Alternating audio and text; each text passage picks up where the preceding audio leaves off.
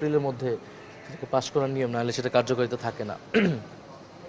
তো অধ্যাদেশগুলো বিশেষ কমিটিতে একটা বিশেষ কমিটি করা হয়েছে অধ্যাদেশগুলোর জন্য, অধ্যাদেশগুলোকে যাচাই বাছাইয়ের জন্য। তো সেই বিশেষ কমিটিতে অফিসিয়ালি এখন এটা পাঠানো হয় নাই, এটা আগামীকালের অধিবেশনে এটা হা না ভোটের মাধ্যমে এই বিশেষ কমিটিকে এই দায়িত্বটা দেওয়া হবে।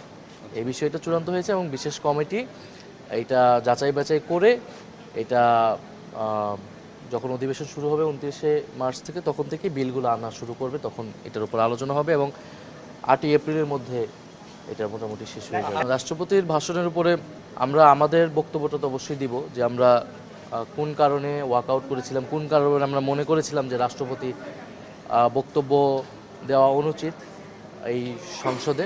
তো সেই আমাদের আমরা ধন্যবাদ দিব না, আমরা আমাদের বক্তব্যটা বলবো। সংবিধান সংস্কার পরিষদ নিয়ে তো এই মিটিংয়ে আলোচনা হওয়ার কিছু না, সেটা আমরা সংসদে এই আলোচনা উত্থাপন করব। সেটা আমাদের পক্ষ থেকে বিরোধী দলীয় নেতা তিনি সময় মতো এই আলোচনার প্রসঙ্গ তুলবেন। গণভোটের যেই আদেশ এবং গণভোটের যে রায় যেহেতু সংস্কারের পক্ষে এসেছে, রাষ্ট্রপতি সংসদ অধিবেশনের পাশাপাশি সংবিধান সংস্কার পরিষদের অধিবেশনও ডাকার কথা ছিল। তো এখন সরকার দলের পক্ষ থেকে বলা হয়েছিল যে সংসদ শুরু হলে সংসদে এই বিষয়ে আলোচনা হবে। এটা কিন্তু সরকার দলের স্বরাষ্ট্রমন্ত্রী উনি বলেছিলেন। তো সেটা আমরা জানতে চাবো সংসদে, এটা আমরা জানতে চাবো সরকার দলের বক্তব্যের প্রেক্ষিতে বক্তব্য, তারপরে আমরা আমাদের করণীয় ঠিক করব। মানে এটা কি কালকে তাহলে এই প্রসঙ্গটা উঠতে পারে? আমি তো গতকালকে আমার বক্তব্য কিন্তু আমি এই প্রসঙ্গটা তুলেছি।